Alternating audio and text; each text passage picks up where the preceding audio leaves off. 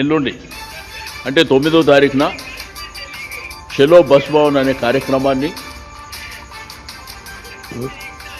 RTC బస్సులోనే కేటీఆర్ గారు నందినగర్లో bus ఎక్కి బస్ భవన్కు చేరుకోవడం జరుగుతుంది. హరీష్ రావు గారు మెహదీపట్నం, నేను సికింద్రాబాద్లో, పద్మారావు గారు చిలకలగూడలో, ముఠా గోపాల్ గారు ముషిరాబాద్లో, కాలేరు వెంకటేష్ గారు అంబర్పేటలో, లక్ష్మారెడ్డి గారు ఉప్పల్లో, మర్రి రాజశేఖర్ రెడ్డి గారు మల్కాజిగిరి, కేపీ వివేకానంద గారు కుత్బుల్లాపూర్, కృష్ణారావు గారు కుకట్పల్లి,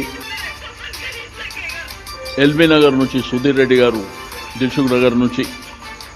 మహేశ్వరం నుంచి సబితా ఇంద్రారెడ్డి గారు, వీళ్ళతో పాటు మా శాసన మండలి సభ్యులు, మా కార్పొరేటర్లు, మాజీ శాసనసభ్యులు కూడా ఏదో పెద్ద గ్యాదరింగ్ అటువంటివి కాకుండా మేమే ఆ బస్సులో కూర్చొని ఆ ప్రయాణికులతో ముచ్చట చేసుకుంటూ వాళ్ళ బాధకాలు తెలుసుకుంటూ,